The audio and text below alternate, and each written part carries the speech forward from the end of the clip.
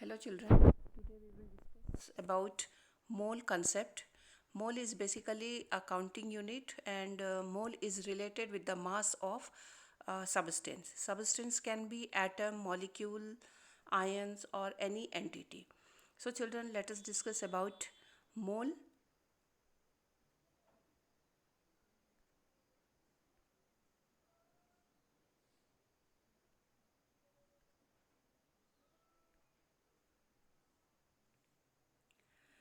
In the field of chemistry, mole is defined as the amount of substance that contains exactly 6.02 into 10 to the power 23 entities.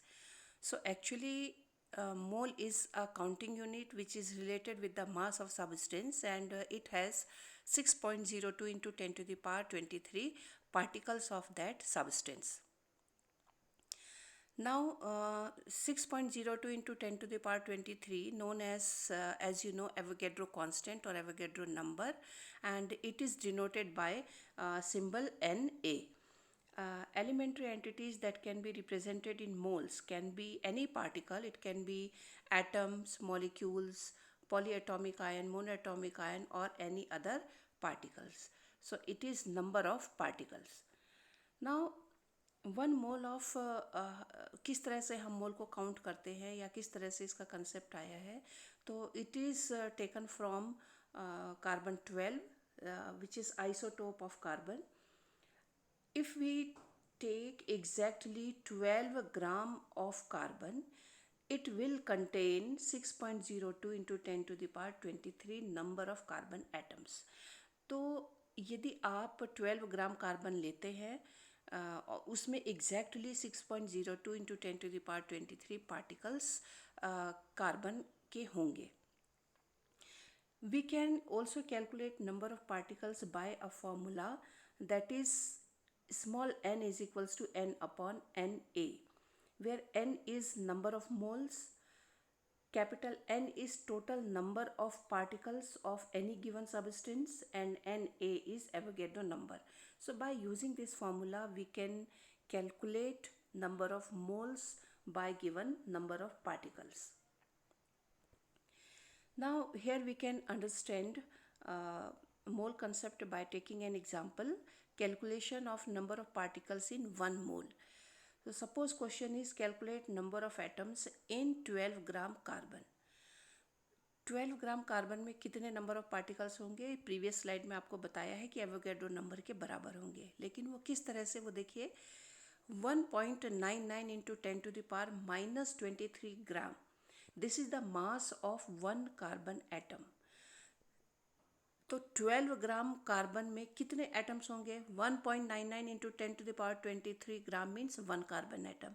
So 12 gram carbon means 12 upon 1.99 into 10 to the power -23 will be equals to 6.02 into 10 to the power 24 atoms per mole. तो एक mole carbon यदि आप लेते हैं तो उसमें 12 gram carbon होगा और 12 ग्राम कार्बन में एवोगैड्रो नंबर के बराबर एटम्स होंगे. उसी तरह से यदि आप एक मोल हाइड्रोजन एटम्स लेते हैं, हाइड्रोजन एटम्स का, तो एक मोल में एवोगैड्रो नंबर के बराबर एटम्स होंगे और इतने एटम्स यदि आप लेते हैं तो उसका मास 1.008 ग्राम होगा, जो कि एक्चुअल में हाइड्रोजन का मोलर मास है. उसी तरह से यदि आप 1 मोल वाटर मॉलिक्यूल्स लेते हैं तो 1 मोल वाटर मॉलिक्यूल्स में एवोगैड्रो नंबर के बराबर मॉलिक्यूल्स होंगे और उसका मोलर मास 18.02 ग्राम होगा. आप 1 मोल सोडियम क्लोराइड लेते हैं तो उसमें number of formula units Avogadro number के बराबर होगा और उसका मोलर मास 58.5 ग्राम होगा. सो एक्चुअली मोलर मास क्या है?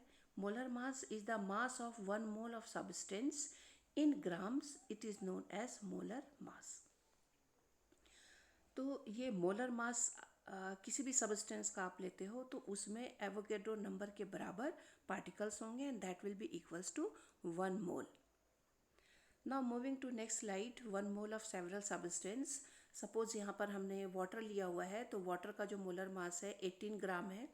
18 ग्राम वाटर में एवोगैड्रो नंबर के बराबर पार्टिकल्स होंगे, मीन्स 6.02 इंटू 10⁻23 मॉलिक्यूल्स होंगे वाटर के, and that will be equals to 1 mole.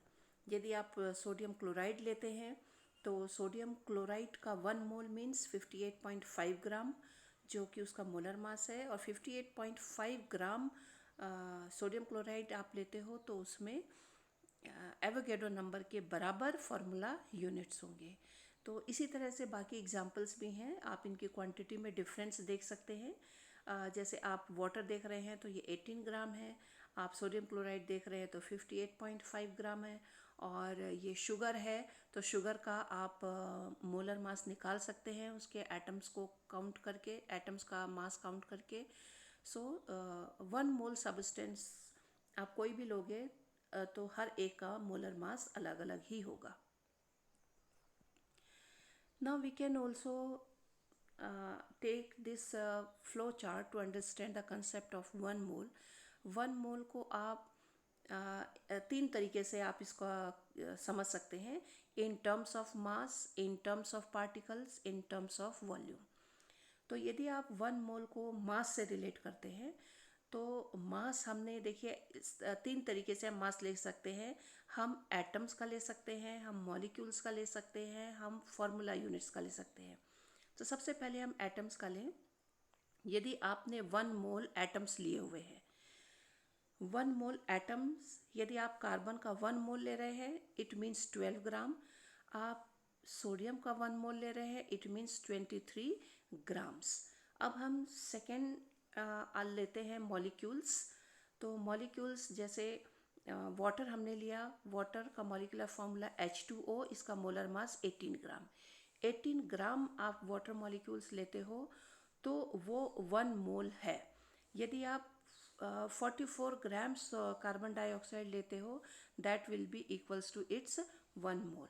अब हम आते हैं फार्मूला यूनिट्स पर।